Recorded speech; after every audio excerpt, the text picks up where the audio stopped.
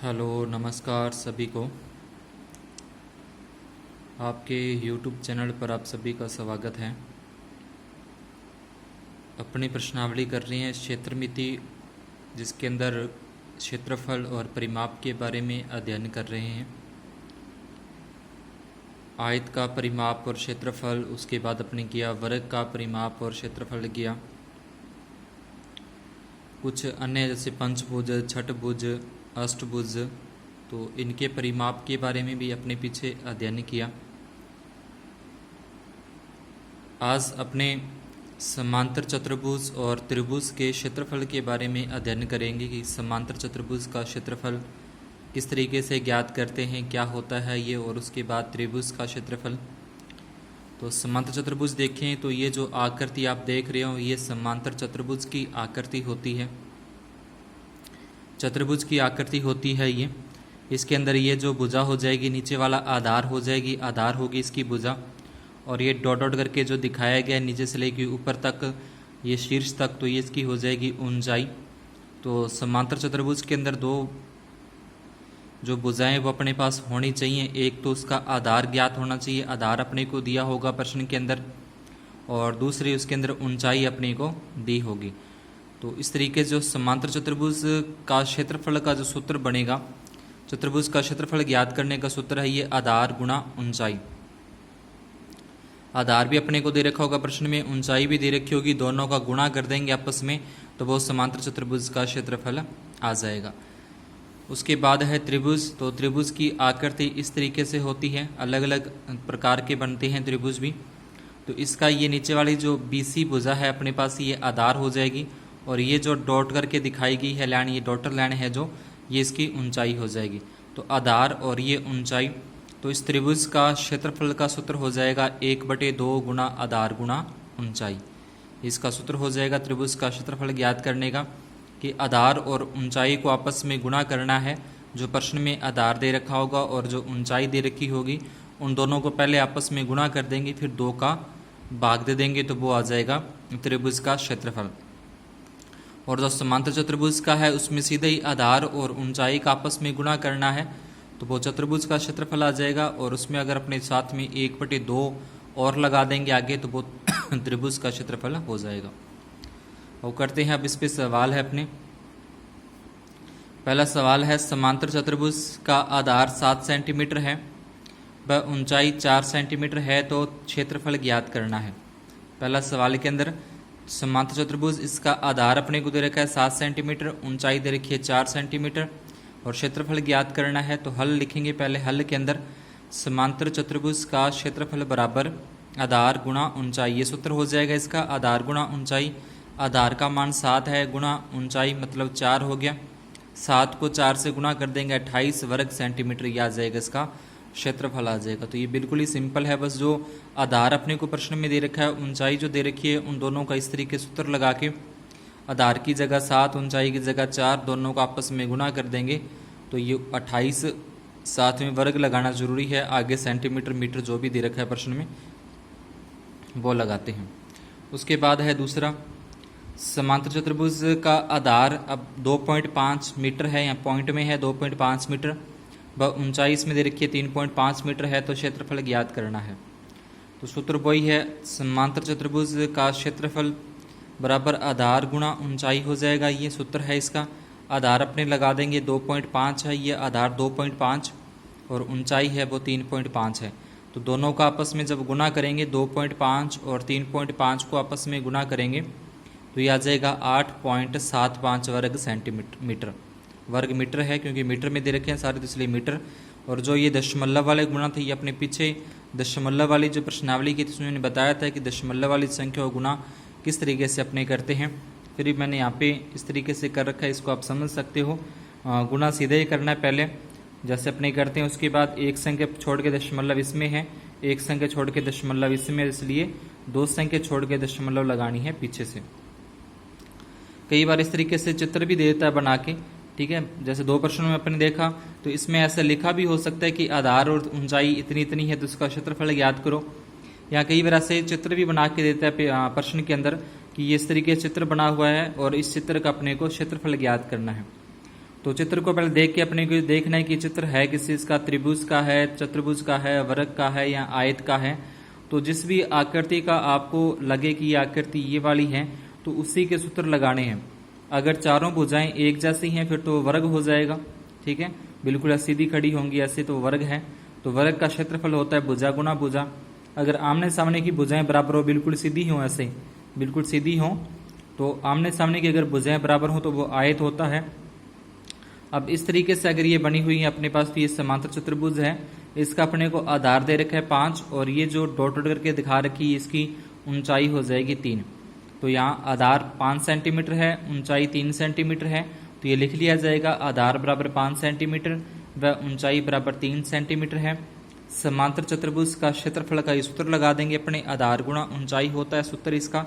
आधार अपने पास 5 दिया हुआ है, ऊंचाई अपने को 3 दी हुई है, 5 को 3 से गुणा कर देंगे तो 15 वर्ग सेंटीमीटर समांतर चतुर्भुज का क्षेत्रफल आ जाएगा।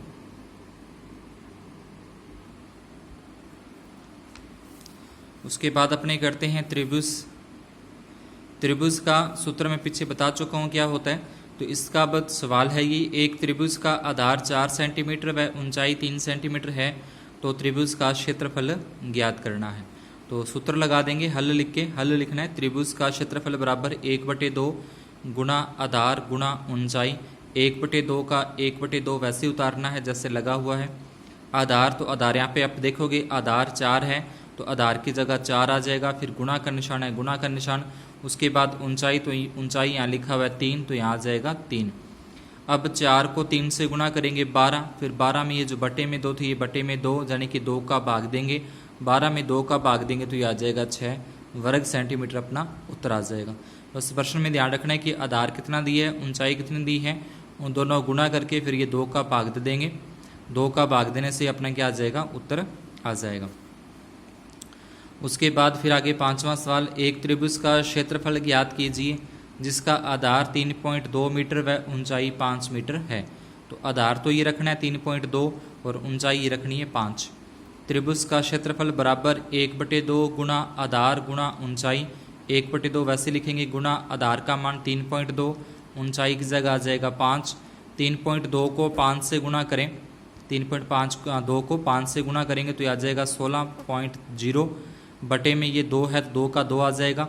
अब 16 में 2 का भाग देंगे तो ये आ जाएगा उत्तर अपना 8 वर्ग मीटर आ जाएगा। ठीक है, आधार जो दे रखा था वो रखा, गुणा में ऊंचाई दे रखी थी वो, दोनों का गुणा किया, गुणा करके ये बटे में 2 है तो इसलिए बटे में भाग में रहेंगे, भाग देंगे तो ये 8 वर्ग मीटर अपना उत्तर आ जाएगा। उसके बाद छठा है, एक त्रिभुज का क्षेत्रफल 48.72 सेंटीमीटर स्क्वायर है तथा ऊंचाई 8.4 सेंटीमीटर है तो त्रिभुज का आधार ज्ञात कीजिए। अब अपने एक प्रश्न में थोड़ा सा चेंज किया है, इसमें क्षेत्रफल दे दिया ये कि त्रिभुज का क्षेत्रफल है और उसकी ऊंचाई दे दी कि 8.4 है, आधार अपने को नहीं दिया, आधार ज्ञात करना है। तो सूत्र लगाएंगे, त्रिभुज का क्षेत्रफल बराबर 1/2 गुणा आधार गुणा ऊंचाई।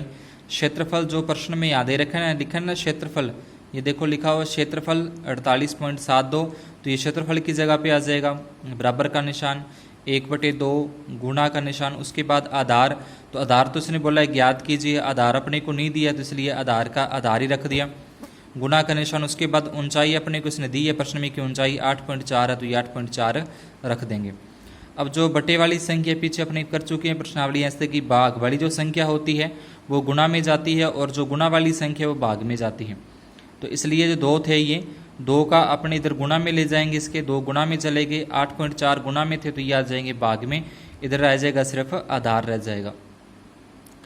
अब यहाँ पे 2 संख्या छोड़ के पॉइंट, अगर आप देखें कि यहाँ पे 1 और ये 2 संख्या छोड़ के पॉइंट लगा पीछे से तो यहाँ पे 2 जीरो में आ जाएंगी और यहाँ पे 1 संख्या छोड़ के पॉइंट है तो यहाँ पे ऊपर 1 जीरो आ जाएगी। पॉइंट हटाने के लिए ताकि अपने भाग और गुणा आसानी से कर सकें तो ये पॉइंट हटाना है, तो इसलिए यहाँ पे 2 संख्या छोड़ के पॉइंट था तो यहाँ पे नीचे क्या लगानी है अपने को 2 जीरो में लगानी है। यहाँ पे 1 संख्या छोड़ के पॉइंट है पीछे से तो यहाँ ऊपर 1 जीरो लगानी है। ऊपर से पॉइंट हटाएंगे तो जीरो में नीचे लगेंगी, नीचे से पॉइंट हटाएंगे तो जीरो ऊपर लगेगी। तो यहाँ पे मैंने इस तरीके से लिखा है, नीचे 2 जीरो में लगा दी और ऊपर 1 जीरो, 1 जीरो से ये 1 जीरो कट जाएगी। अब इन दोनों के अंदर अपने 12 का भाग देंगे, इसके अंदर भी 12 का भाग देंगे, पूरा पूरा जाएगा। इसके अंदर 12 का भाग पूरा पूरा देंगे तो ये आ जाएगा। इसमें 12 का भाग देंगे तो ये आ जाएगा 12 सत्ते 84 और ये 0 की 0 आ जाएगी। ठीक है, दोनों के अंदर ही 12 12 का भाग दिया है। 406 को 2 से गुना करेंगे तो ये आ जाएगा 812। 812 में 70 का भाग देंगे तो ये आ जाएगा 11.6 अपना आ जाएगा, इसका आधार आ जाएगा।